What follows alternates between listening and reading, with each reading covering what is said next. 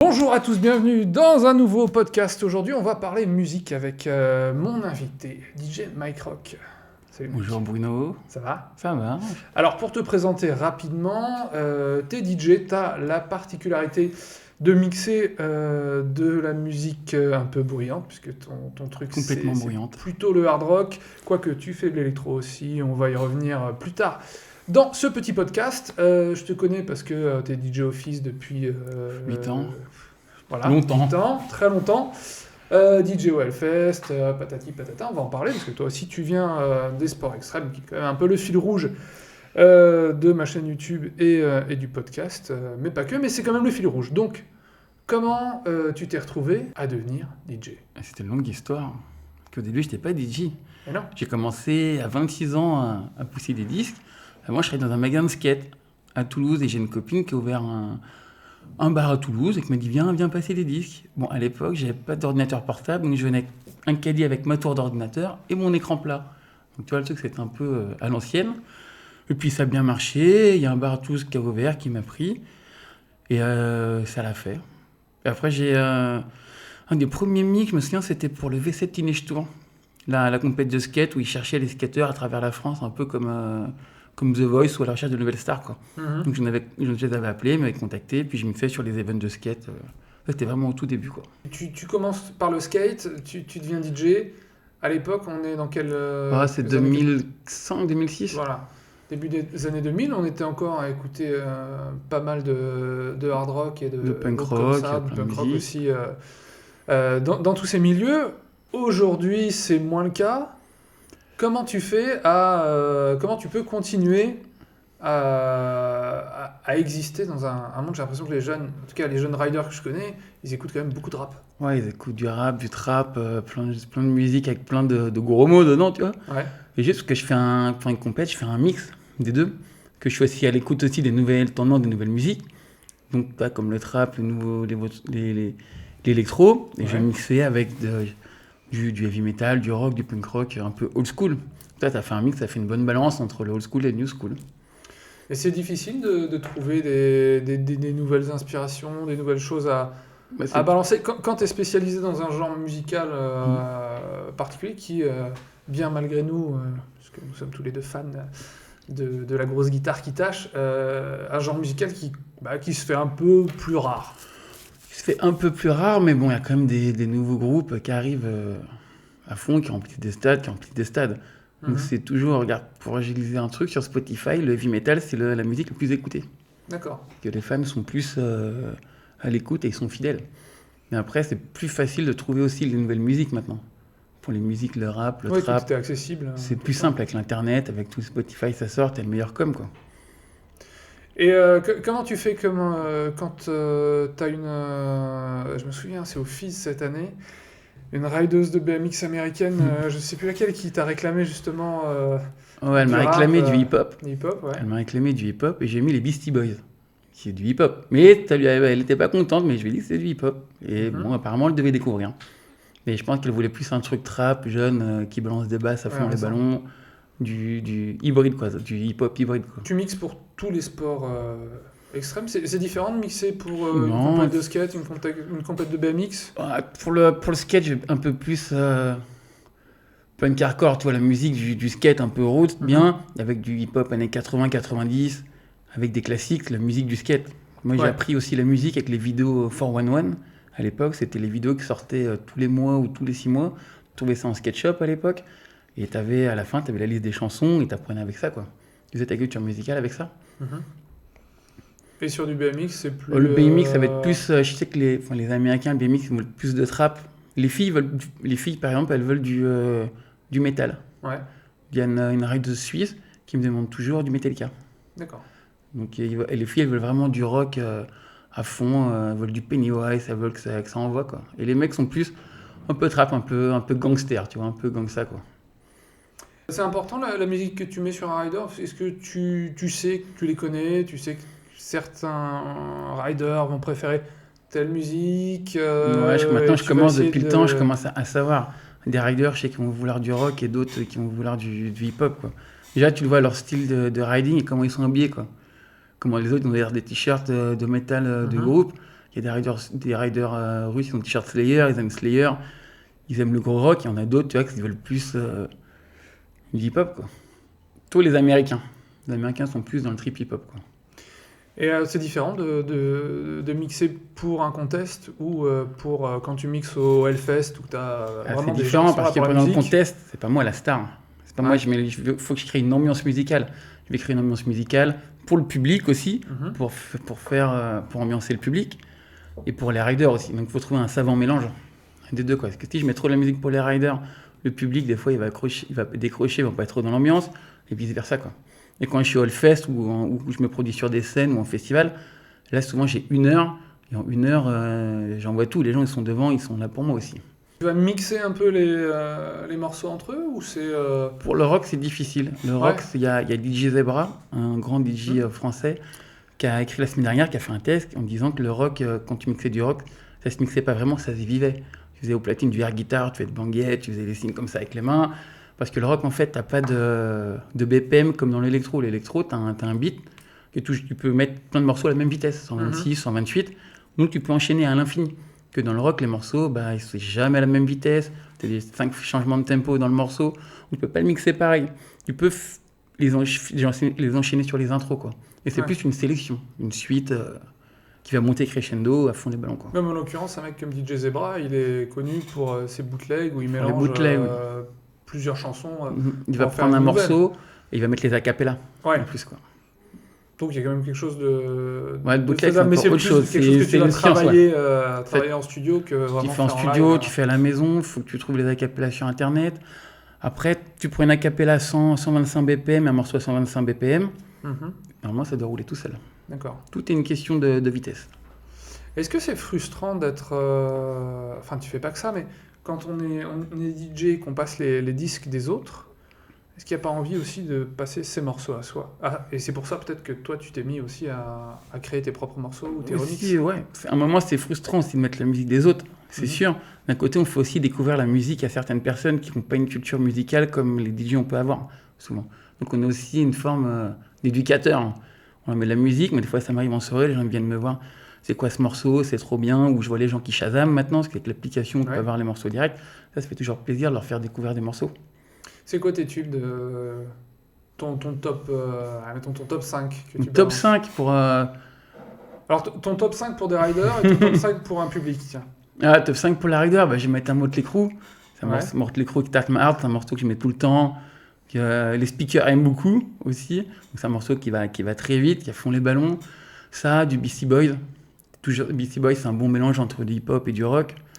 Après, tu peux mettre qu'est-ce que je vais mettre un Black Sabbath, Paranoid, simple, basique. Et du Public Enemy, du hip-hop old school. Et en musique nouvelle, un Woody Beatroot. C'est électro et c'est un électro-rock. D'accord, donc ça c'est pour les riders. Ouais, pour les riders. Ça, t'es jamais facile de trouver un top parce que c'est... Ouais, bien sûr, ça dépend. Et du coup, au Hellfest, quand tu fais ton show, qu'est-ce que tu... C'est quoi ton top 5 ce qui marche le mieux, ce qui te plaît plus, ou peut-être ce qui est moins connu, mais tu sais que ça va marcher. Après, il faut mettre, quand j'étais au Hellfest, j'ai 8 à 10 000 personnes. Donc le but, c'est aussi de les faire danser, qu'ils s'amusent. Donc je vais pas mettre du gros métal qu'il y a 10 personnes qui connaissent ou trop bourrin. Donc je vais mettre un Guns N' Roses, tu mets un Motley Crue, tu mets du Ghost, tu mets du rock dansant, du rock que tout le monde connaît, quoi. Tu mets des hits, mais où tu as envie de être bangué, de boire des bières et faire la fête, quoi. On en a déjà parlé, mais Ghost, pour toi, ça fait partie des nouveautés qui marchent bien dans tout ce qui est hard rock, heavy metal. Ouais, c'est un groupe qui est en train de grandir très vite. C'est des Suédois. Et pendant très longtemps, ils étaient masqués, on ne savait pas leur identité. Il y a le chanteur, il y a 2 mois, 2-3 mois qui était à la télé au quotidien. C'était la première fois qu'il était à la télé sans son masque. Donc on savait un peu qui c'était, c'est Tobias Forge. Et c'est un groupe Ghost, il y a toute une imagerie derrière, un peu sataniste, mais très disco, très années 80. C'est un peu comme si tu aimes ABBA et t'aimes le métal, tu vois. Ça fait un mix, tu vois. Et t'as envie de danser, c'est vraiment bien fait. C'est produit par des producteurs suédois qui travaillent avec des stars américaines de pop. Et eux, ils savent faire la musique comme ça.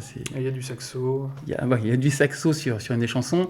Il y a toute une histoire avec le pape, qui est le pape un peu Satan, qui vient, qui repart. À chaque album, il y a un concept, en fait. Et il y a plein de chansons, il y a des chansons un peu noires, mais d'autres où t'as envie de danser, t'as envie de faire la fête, quoi. Ouais, ils ont des chansons très pop qui marchent bien Ils disent pour eux, c'est de la pop, radio, hein. c'est la pop, et c'est que ça marche. Ils ont réussi à faire une alchimie entre le hard rock et la pop, que pas grand monde avait réussi avant, quoi. Donc ce seraient eux un peu les nouveaux... Enfin, les nouveaux Kiss. Tu vois, ça va être un ouais. peu les nouveaux Kiss, parce que Kiss, c'est leur tournée d'adieu, ils vont arrêter. On les a vus au Hellfest, donc c'était Show Must Go On, c'était du feu partout. Le bassiste, il a 70 ans, il crache du feu, il crache du sang, il vole. Il commence à 70 ans, il commence à être un peu vieux, tu vois. Il y a aussi des groupes comme Airborne, ça serait le nouveau AC/DC. Ouais. Donc là, il commence à avoir un remplacement. Oui, pareil, Airborne, c'est le nouveau AC/DC, mais c'est le nouveau AC/DC depuis 15 ans peut-être. Non, quand même pas. Ils ont commencé à être connus il y a 10 ans, un peu moins. J'ai vu leur premier concert en 2009 à Bordeaux, en France. C'était le premier album. Et là, ils sont 4e. Là, ils étaient à Paris il y a quelques jours pour la promo. Et c'est comme ils sont australiens. Et le chanteur, son groupe préféré, c'est AC/DC. Il a dit, moi, c'est mes influences, donc je fais du rock and roll. C'est simple, c'est 4 temps, c'est 1, 2, 3, 4, de la grosse guitare, et à fond pendant 1 heure. En dehors de passer des disques de musique populaire, tu fais des remixes aussi? Tu fais de l'électro en fait? Ouais, je fais des... Comment tu passes de l'un à l'autre? C'était déjà à la base, l'électro ou Quand j'étais jeune, quand j'étais plus jeune, j'écoutais du rock, c'était ma base, mais aussi j'ai pris en pleine tête Prodigy, Chemical Brothers, Fatboy Slim, ça, vous savez, le big beat anglais. Bon vieux temps. Ouais, voilà, le bon vieux temps. En même temps, tu avais les Daft Punk qui arrivaient, Laurent Garnier, donc c'était des gros sons. Et à l'époque, beaucoup de rockers, de gens écoutaient aussi cette musique-là ou du Prodigy, beaucoup de punk. Ouais. Quand tu fais un concert de Prodigy, tu as des punks, des hardos, tu as des gens de hip-hop. C'était vraiment un groupe fédérateur. J'écoutais ça. Et j'ai toujours écouté de l'électro à côté. Quand il y a la French Touch 2 qui est arrivé en 2006, avec Justice, avec Sébastien, tout le label Hellbanger, donc je suis fan. J'ai toujours kiffé, quoi. C'est toujours éclectique, quoi. Toujours dans l'éclectisme. Et ce que tu fais en électro, on peut l'écouter sur Internet? Ouais, sur Spotify. Donc on va mettre un petit lien Spotify, dans la description c'est Chris Soccer. En fait, il y a quelques mois, il y a un jeune artiste de Nice, Clément, qui m'a contacté, et il fait de l'accordéon. Il fait l'accordéon métal, en fait. Il a un accordéon comme Yves Turner, tu vois. Ouais. Sauf que ça passe dans un pedalboard, dans les pédales de guitare, en fait. Et il a un son de guitare. Avec des distorsions, des wah-wah, des trucs. Il a une wah-wah, de la distorsion, et ça sonne comme une guitare. Lui, en fait, il a fait 10 ans de solfège. À un moment, il m'a dit, il a découvert le Slipknot et le métal, et il a voulu faire ça, mais il n'avait pas le bon outil. Il avait un accordéon pour le métal, c'est pas toujours que t'envoies. Écoute, voilà. C'est novateur en tout cas. C'est novateur. Donc, on passe ça dans un pedalboard, donc il a un bon son. Ouais. Et moi, dès qu'il m'a dit accordéon métal, j'ai dit OK, on y va. Il m'a demandé de remixer 4 morceaux. Ouais. Il y a Fuck Musette, Fast, chez Turdi, chez Jungle. Fuck Musette. Sympa. Il fait l'accordéon, il fait des t-shirts, c'est Fuck Musette. OK. Son créneau. Et il a joué au Hellfest d'ailleurs cette année et tout. Et j'ai fait 4 remixes. Il y en a un qui est un peu techno, l'autre qui sonne un peu électro-rock, et 2 qui sont big beat et tout. Donc j'ai fait tout ça chez moi. J'ai pris ces parties d'accordéon, je les ai samplées, et puis j'ai mis l'électro par-dessus, quoi. Donc ça, c'est du remix, donc sur la base de quelque chose qui existe. Ouais, tu fais aussi des compos rien qu'à toi? J'en ai quelques-unes, mais en fait, j'ai pas beaucoup composé. En fait, j'ai toujours... je me suis pris tard, mais maintenant, je m'y mets à fond. J'ai un nouveau projet techno qui va arriver, Black Leather, et on est en train de travailler dessus. Donc techno, on peut s'attendre à quelque chose d'un peu bourrin quand même avec toi? La techno qui tape. Pas techno, pas deep house que tu écoutes à 18h sur la plage à Montpellier avec des coupes de champagne. C'est pas pour chiller. Non, voilà, c'est pas pour chier, c'est techno un peu Berlin, Indus, un peu Bergame, Kit Kat Club, quoi. Ça tape dans le dur. Très bien. Et tu fais de la radio également? Eh oui. Je reprends... Exactement, dis-moi. Je reprends mon émission, ça s'appelle The Rock Show. Ouais. C'est tous les samedis soirs de 22h à 2h, c'est de 22h à minuit sur Restless Radio. C'est une radio qui a été créée par les anciens de Bring the Noise. C'était une grosse émission sur le rock et l'alternative sur WeFM. Et donc la radio a été revendue, ils ont arrêté l'émission. Et donc ils ont décidé de lancer une radio, une web radio, Restless. Il y a plein d'émissions. Et moi je fais le 22h minuit prime le samedi avec que du rock enchaîné pendant 2 heures. Et le but, c'est quoi? C'est de faire découvrir... c'est quoi? C'est le plus éclectique possible ou c'est de faire découvrir des pépites? Mais je vais mixer du classique rock, du classique et des nouveautés, bien sûr. C'est avec, pour tous les goûts du rock. Du punk, du hardcore, du metal, du glam, en fonction des inspirations de ma semaine. Donc je monte toutes les missions, je fais le montage, je fais les voix, je monte tout ça et on envoie sur la radio. D'accord, donc ça c'est tous les samedis. C'est tous les samedis. 10h22, et puis j'imagine qu'il y a du replay. Ouais, il y a les podcasts sur le site, il y a tout. Et cette année, l'année dernière, j'ai enregistré les radios, les voix dans les toilettes d'un avion. Mhm. J'ai fait dans les toilettes d'un train, j'ai fait dans une cuisine d'un restaurant, partout. J'ai eu l'occasion de faire Voilà. moi aussi des voix off d'émissions. Que des fois, t'es sur la route, t'es Dans là, ce t'as genre monté de l'émission, lieu, ouais. mais il faut faire les voix et des fois, c'est un peu rocambolesque. Ouais, mais c'est ça qui est fun. Ah, Le c'est côté freestyle. rock'n'roll, quoi. Ah, c'est freestyle ouais. total. Donc là, ça va être un peu plus sérieux, un peu plus classe avec le matériel. Mais toujours une émission pour être bangué, pour monter sur la table du salon le samedi soir, pour monter le son chez mamie. Voilà. On va revenir un peu au sport, parce qu'on est des fous de sport. Hein. Fou de sport. Tu fais le FIS. Tu fais quoi? Tu fais les. Je fais le FIS, je fais le Rock on Master of Snowboard Tour. Ouais, Rock on Snowboard Tour. Master of Dirt, j'ai fait. ouais. J'ai fait pas mal.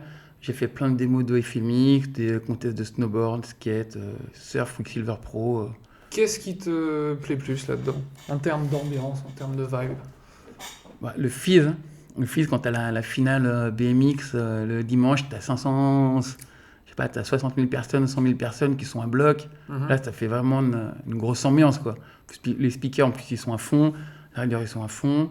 Après, cette année, la finale de flat, je mixais la finale de flat à Montpellier. T'avais 5000 personnes. La rider a été à fond. En plus, ils m'avaient donné des musiques un peu marrantes, quoi. Ouais. Je mettais dans le doigt avec téléphone, Michel Sardou. Il y avait un autre rider, c'était... je me souviens plus, mais c'était musique décalée, quoi. Ouais. Des fois, j'aime bien ça quand t'es les riders. Toi, on peut jouer aussi du décalé, quoi. Sur Ouais, leur pour le sport. coup, le flat, c'est particulier aussi. Il y a vraiment un jeu avec le public. Ils veulent toujours le flat. Il y a quand j'ai commencé à mixer le flat, il y a peut-être 6 ans, Mhm. c'était un peu musique, c'était freestyle, quoi. J'ai commencé à mixer du trap en France. Alors, c'était en 2013, j'étais un des premiers à mixer un peu le trap. Il y avait Brodinski qui était au Social Club, il avait une soirée Boom Baton Trap. Et je trouvais que ça allait très bien avec le flat.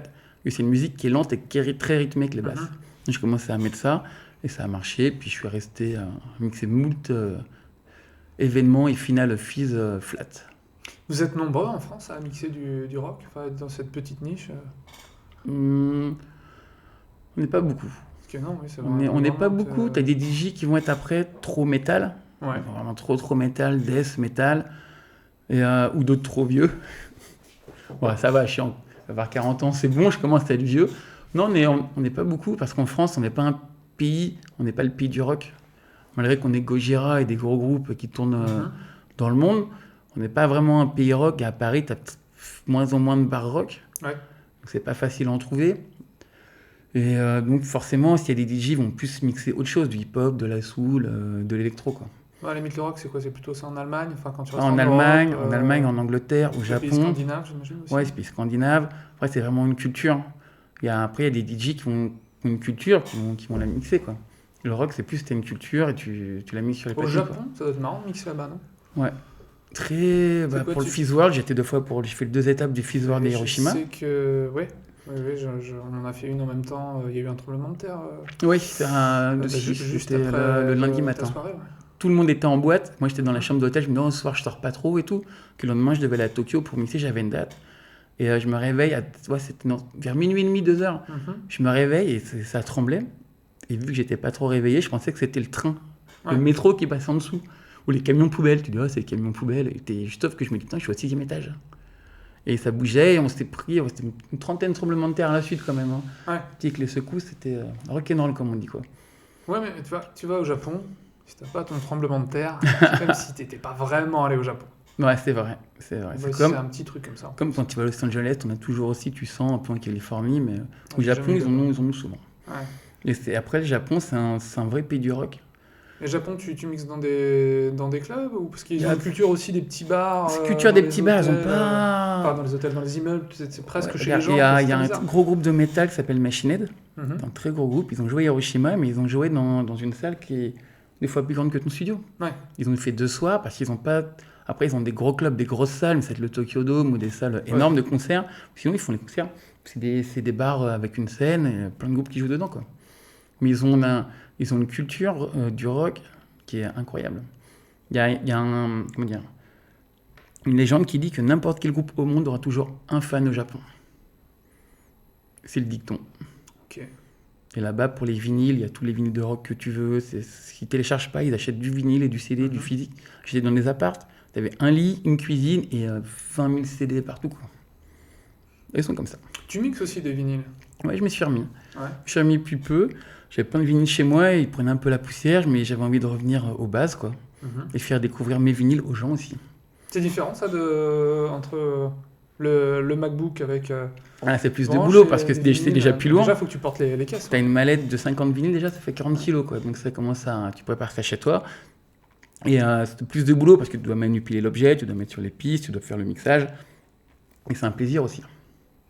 C'est vraiment un plaisir parce que des fois, quand tu es DJ sur ordinateur, des fois tu dis putain, mais en fait on fait rien. Ouais. L'ordinateur qui fait tout. Là, avec les vinyles, même pour les gens, c'est plus visuel, quoi. Il y a une vraie différence de son. Je sais qu'on dit qu'il y a une différence. Enfin, que le vinyle, ça sonne vraiment mieux. Et moi-même, j'ai des vinyles, j'ai une platine. À chaque fois que je mets un disque dessus, je suis en mode. C'est tellement mieux. Voilà. Mais bon, soyons honnêtes, je m'étonne un peu, tu vois. Il y a une différence parce que sur le vinyle, c'est pas compressé. J'ai l'impression que c'est plus rond comme son. C'est un peu plus rond, en tout cas sur le vinyle. Enfin, sur le CD, ils ont tout compressé. Tu vois, les pistes, ils ont enlevé ça. Et le vinyle, c'est bon, t'as la piste, t'as toute la piste, quoi. Il n'y a pas de compression.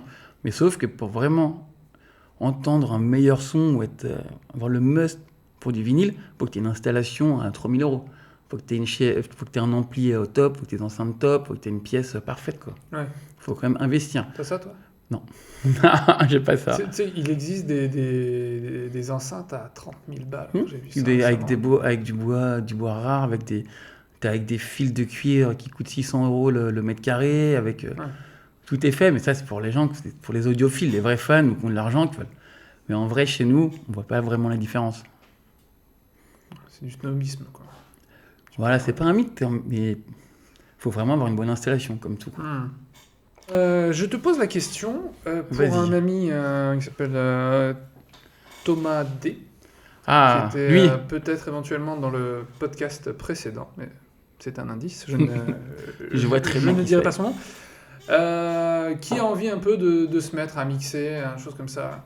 Comment on fait? Parce que, bon, évidemment, tu peux te dire, je mets ma clé USB et je balance tout. Mais j'ai vu qu'il y a des platines où tu peux mixer des MP3. Maintenant, c'est beaucoup plus accessible. Avant, pour mixer, il fallait que tu aies les platines, tu aies les vinyles ou tu aies un bon ordi. Maintenant, tu as des logiciels. Tu peux commencer Virtual DJ, qui est la base, et après prendre Traktor. Traktor, tous les DJ sur scène, quand tu vois Tom Roland, les Steve Aoki, les gros DJ, ils ont Traktor quelque part. Tu as l'ordinateur, tu peux le brancher direct sur les platines. Traktor, c'est breton? Non, c'est allemand. C'est allemand, c'est derrière le pont en pierre à Berlin, là. Ils ont leur bureau là. Tout est allemand et ça marche le top du top. Pas très cher et moi, c'est ce que j'ai depuis 4-5 ans. Donc ça marche nickel. C'est stable, c'est comme il faut. Après, l'important aussi... C'est quoi le principe? T'as tes pistes? Et tu peux ton écran, tu as 2 pistes, oui, tu peux mixer, tu as des boutons synchronisation, alors ça sauvait tout le monde, qu'avant quand tu mixais à l'oreille pour les vinyles et tout, tu entendais le son de la boîte qui arrivait là, plus le prochain son de ton vinyle, il fallait qu'il soit raccord, sinon ça fait... Et là ça synchronise sur quoi? Là tu as un bouton, ça synchronise, l'ordinateur il calcule. Et sur quoi? C'est quoi? C'est sur un temps, un tempo? Sur la vitesse, sur le tempo, ça défile, ils ont des algorithmes et ça marche top, quoi. Donc déjà, tu gagnes du temps. Toi, moi, quand je mixe électro, en 1 heure, je vais mettre 35 chansons, 35 morceaux. Que tu coupes, déjà, tu fais ta playlist. Le plus important, les conseils que j'ai aux gens, c'est toujours de bien préparer les mix, d'avoir les bonnes chansons, savoir quelles chansons vont s'enchaîner entre elles, parce que maintenant, avec les ordinateurs, c'est rapide, il n'y a plus vraiment besoin de technique. Tu vois, il y a plein de DJ qui mixent sur des grosses scènes, n'ont pas vraiment de technique, mais ils ont les sons derrière. Donc, le plus important, c'est d'avoir un bon son et savoir quel morceau va aller avec l'autre, en fait. 35 morceaux en 1 heure? Ouais, tu fais 2 minutes 30, 2 minutes, ça c'est 2 minutes. Et quand je fais l'électro, ça va vite, tu fais les montées, les breaks, tu fais la couture, quoi. C'est ça. Quand je fais du rock, ça va être 12-15 morceaux, quoi. Que c'est des morceaux plus longs, tu les laisses en entier. Que les morceaux électro, t'as l'intro, t'as le drop, t'as la montée, t'as le drop, c'est là où le morceau il se lâche toute son énergie, et t'as le break. Et les DJ font toujours en sorte qu'au break, tu puisses l'enchaîner avec autre chose, en fait. D'accord. Avec la montée du suivant. Ouais. Exactement. Ok. Donc juste un ordi, un tractor et... Un ordi, tractor, il faut une carte son, il faut que tu prends un tractor, un Z1X1, ça coûte 180 balles, c'est parti quoi. C'est les contrôleurs. C'est les contrôleurs. Il y en a un qui fait carte son, et l'autre qui va contrôler les platines. Ou après, tu as des contrôleurs où il y a tout. Tu as les jog wheels, ça remplace. D'accord, c'est des interfaces physiques pour le logiciel. Ouais, c'est ça. Tu contrôles l'ordinateur avec. C'est contrôleur USB et MIDI en fait. Et tu peux avoir aussi des contrôleurs avec des boutons, comme Ableton Live Push, où tu vas contrôler, tu prépares tes samples avant sur ton ordi et tu vas faire ton live avec. Mais c'est vachement accessible maintenant. Jouer en live carrément. Tu peux, oui. Ça, c'est pas des trucs que tu fais? Sur le rock, forcément, tu peux. Ça, j'ai fait quand j'ai fait l'Olympia. Ouais. J'ai fait 2 fois l'Olympia. Je l'ai fait une fois avec Wax, qui est un guitariste, qui est ce grand guitariste français, qui est le guitariste de Zwinkels, qui a sorti un album. Et il m'a appelé il y a 2 ans. On a fait l'Olympia. On a fait 5 jours de résidence Olympia. Et je lançais les samples et les clics. Le clic, c'est le métronome pour les musiciens, pour qu'ils soient dans le temps. Donc ça aussi, tu paramètres tout et t'envoies quoi. Que c'est sympa de faire l'Olympia. C'est bien.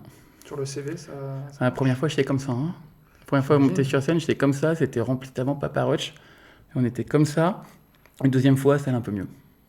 C'était Papa Roach aussi? Non, c'était un autre groupe, c'était Avantasia. C'est un super all-star band de chanteurs. Il y a le chanteur Dead Guy, pour les gens qui connaissent, et plein d'autres. Quoi. Mais c'est impressionnant parce que c'est une salle tout en rond comme ça. Quand tu es sur scène, tu ressens le... C'était quoi, c'est 1000-2000 personnes 2005, je crois, 2000, ouais. Et dans le temps, on disait, quand tu jouais à l'Olympia, c'était ta fin de carrière, c'est l'apothéose. Ouais. Maintenant, depuis que le Big Boss est mort, nos créatrices ont changé, ils louent la salle et tout ça. Mais ça reste une salle quand même historique, quoi. Ouais. Et le meilleur truc dans cette salle, c'est le bar dans le backstage. T'as un bar dans le backstage. Et ça, c'est top. T'as pas ça au Hellfest? Il y a le bar VIP, il y a ça. Très bon bar. Est-ce que c'est intéressant de... Quand tu mixes au Hellfest, tu vas te retrouver à passer le morceau des groupes qui jouent... Oui, tu passes lead forcément, tu fais toujours un rappel. Tu fais toujours, par exemple, s'il y a, je sais pas, on va dire, si à toi, cette année, il y avait Kiss qui jouait, et dans la soirée, tu remets un Kiss, parce que les gens, s'ils sont fans, et ça leur rappelle le concert, où ils ont envie de l'écouter, quoi. Tu as des morceaux intemporels que tu es aussi un peu obligé de jouer, quoi. Qui font partie de ma setlist depuis longtemps, parce que je sais que les gens, ils réagissent, et ils vont péter un câble dessus, quoi. Ouais. Tu peux pas ramener les mecs du groupe non, Kiss, c'est un peu compliqué. Faites un petit playback. C'est un peu compliqué, ils vont faire... Souvent, ils sont en backstage ou ils rentrent à l'hôtel direct parce qu'ils enchaînent, ils sont en tournée d'été, donc ils enchaînent les concerts tous les 2 jours. Puis ils ont 70 ans, donc faut les ménager. C'est vrai. Le skate, t'en fais plus? Malheureusement, plus trop. Tu pousses tranquillement? Voilà, je pousse tranquillement. J'ai donné 10 ans de ma vie au skate, presque tous les jours quand j'habitais à Paris. J'habitais à côté de Créteil, donc on prenait le bus pour aller à la mairie de Créteil, spot mondialement connu, où t'as la mairie, t'as Andrew Reynolds qui a sauté les marches. T'as le team S qui est venu, enfin tous les teams sont passés sur cette place, quoi. Des bons sons, j'en passe, enfin tout le monde. Et j'ai commencé par le skate, parce que mon voisin à Suisse-en-Mousse, c'était Marc Aziza, un grand skateur français qui a fait des bons en rampe, en street, des chez S à l'époque, plein de trucs. Et je le voyais skater dans ma rue. Ouais. Donc après, j'ai sympathisé avec son frère, on faisait des missions, on allait jusqu'à Versailles au skatepark. Il fallait traverser toute la banlieue, on allait à Créteil, on faisait des missions skate, quoi, le mercredi, le samedi, quoi. Et ça pendant 10 ans, à fond, quoi. Et donc, j'ai travaillé dans un magasin de skate, j'avais lancé ma marque de skate. C'était Rock Skateboard. On avait gagné la Cosa Cup en 2006 donc, à Shell. À Shell, la Cosa Cup, c'est un peu l'ancêtre du Van Shop Riot, sauf que là, c'était par marque. Par exemple, c'était ma marque contre Adidas, pas Adidas à l'époque, mais contre Antis, Cliché, Quicksilver, DC Shoes, quoi. Et du coup, c'était des riders... Les riders du team. Du team, ouais. Ouais, du team, et on avait gagné. Et on était venus à l'arrache de Toulouse en voiture. C'était la mission, l'aventure Rock Skateboard. Mais on était peut-être un peu trop rock et metal à l'époque. C'est l'époque où, 2005-6, tout le monde voulait du gear, du chocolat. C'était un esprit un peu hip-hop dans le skate, quoi. Nous, on était des Zero Boy, on était fans de Zero, de Jamie Thomas. On était en slim, on était en t-shirt de métal, quoi. Ça faisait un peu tâche, mais c'était bien. Je regrette pas, c'est cool. Donc après... J'ai commencé à mixer plus et moins de temps pour skater, quoi. Puis ton corps, à 40 ans, il faut sauter des marches, faire des trucs. Ouais, le skate, c'est ce qu'il y a de plus dur. Tu vieillis quand même. Alors après, tu as des gens comme Caballero, comme Tonio, qui sont toujours sur la planche. Hein. Mais ils ont des dons, ils sont bénis des dieux. Tout le monde dit. Oui, c'est quand même... C'est un autre niveau. C'est un autre niveau. Un niveau à part. C'est ça. Où est-ce qu'on va te voir dans les prochains mois? Il y a des grosses dates, des gros festivals? Là, le festival, c'est un peu calme. On y est en... Oui, mais c'est plutôt l'été. C'est la fin, oui. Bah, là, j'ai fait j'étais au Hellfest en juin. J'ai fait le Panic Fest, c'était à côté d'Annecy. Petit festival, mais cool. Il pleuvait. Il me dit, il pleuvait tout le temps. Moi, j'étais sur scène. J'étais au sec et je sors de scène. Je fais, oh, mais il pleuvait pas trop. Alors, j'ai vu les vidéos, c'était trompe d'eau, c'était l'orage, quoi. J'ai fait un festival à Chaugnes. Chaugnes, alors c'est paumé entre Nevers et Bourges.